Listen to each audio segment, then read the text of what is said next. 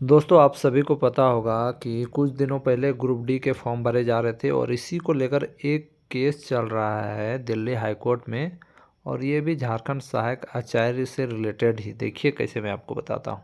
देखिए ये जो ग्रुप डी की जो बहाली थी, इसमें क्या था कि पहले था कि आईटीआई वालों को ही फॉर्म भरने दिया जाता था, ठीक है।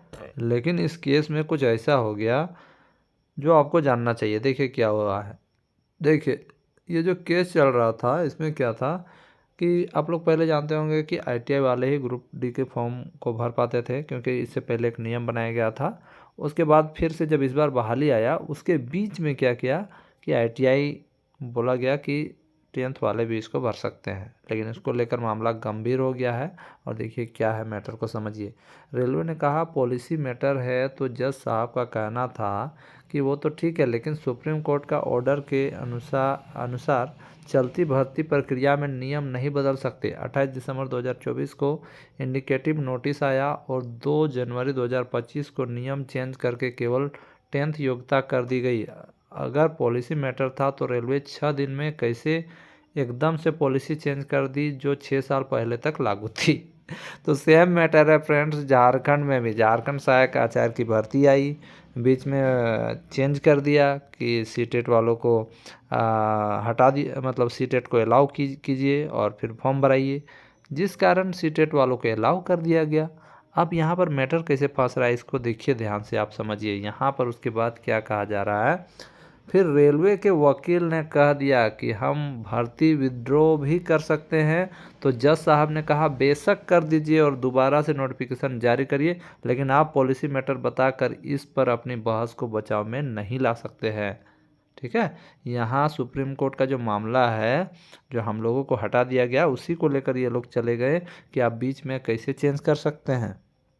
ठीक है, तो अब यहाँ पर बात आती है कि नोटिफिकेशन में बहुत सारे बदलाव हुए हैं, तो इस बहाली को विड्रॉ झारखंड सरकार सहायक आचार्य को चाहे तो विड्रॉ कर सकती है या तो रद्द भी कर सकती है। ये सरकार के ऊपर अब डिपेंड करता है कि क्या होगा, क्योंकि झारखंड सहायक आचार्य भर्ती में बहुत सारे चेंजेज है फ्रेंड्स।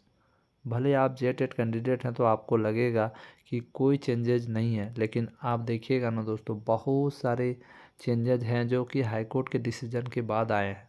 अब देखते हैं क्या होता है, लेकिन ये आप लोगों को सूचना दे रहा हूँ। कोर्ट ने रेलवे को 22 मार्च से पहले अपना अंतिम जवाब पेश करने को कहा है और अंतिम सुनवाई 28 मार्च 2025 को होगी। यानी आईटीआई वालों को 28 मार्च का बेसब्री से इंतज़ार होगा।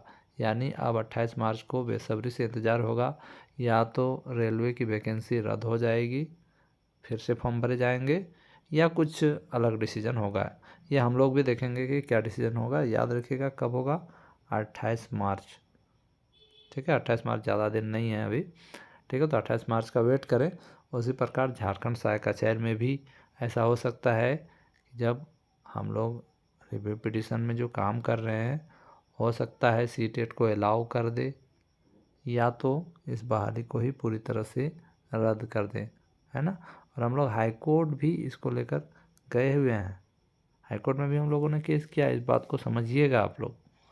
इस बारे में आप क्या समझते हैं, क्या आपको समझ आ रहा है, ज़रूर कमेंट कीजिएगा। जेटेट वाले तो कभी अच्छा कमेंट्स करेंगे नहीं, लेकिन इसको ध्यान से पढ़िएगा मेरे मित्रों, है ना। और अपने गुरु से भी पूछ लीजिएगा इसके बारे में। धन्यवाद।